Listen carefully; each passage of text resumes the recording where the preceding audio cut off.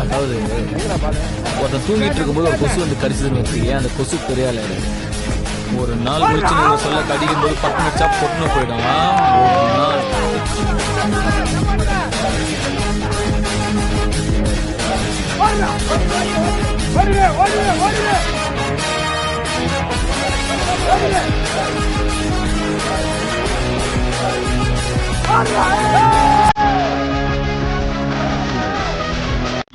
உடம்பு வேணா மாறி இருக்கலாம், ஆனா மண்டையில ஒண்ணு அதே மாதிரி ஓடிட்டு தான் இருக்குது. நம்ம காலம்